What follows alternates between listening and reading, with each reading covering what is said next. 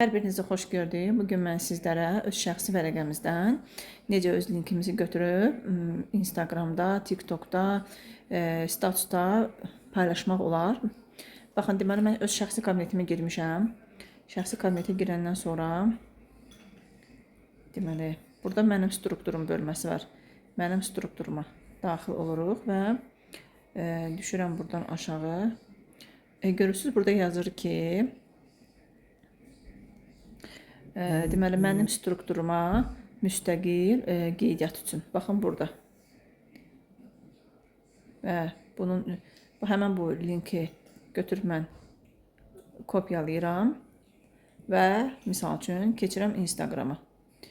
Instagramda hansısa bir məhsul paylaşıram. Hansısa bir məsəl üçün məhsul paylaşıram. Baxın, görürsünüz məhsul elə. Mən gəlirəm bura, Instagramda, bax bura smalik olan yerə gəlirəm və burada görürsünüz aşağıda link yazıb. Həmən bu linkin üstünə vururam və burada yapışdır. Gördünüz ya, down elədim. Ucu bizim, mənim məsəl üçün linkim, mən linkim ucu oldu burada. Məsələn, kimsə əgər linkdən, misal üçün qeydiyyatdan keçmək istəsə, mən bunu öz statusuna paylaşıram və yaxud da statusda paylaşmaq istəyirsinizsə, misal üçün keçirik bura, bax belə, yapışdırırsan, bax belə. Burada özün sözlər də yaza bilərsən. Linkə daxil olun. Məsələn, elə sözlər yazın ki, qıraqdan cəlb edici sözlər olsun da. Məsələn, şirkətdən əlavə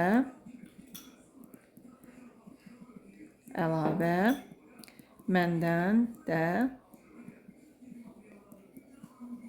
hədiyyələr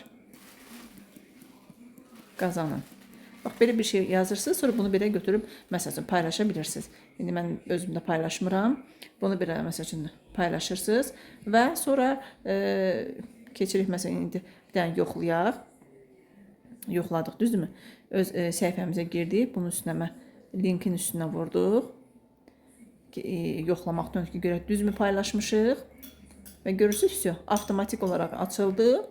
Burada kim istəsə girib sizin linkdən öz üstündən qeydiyyatdan keçə bilər.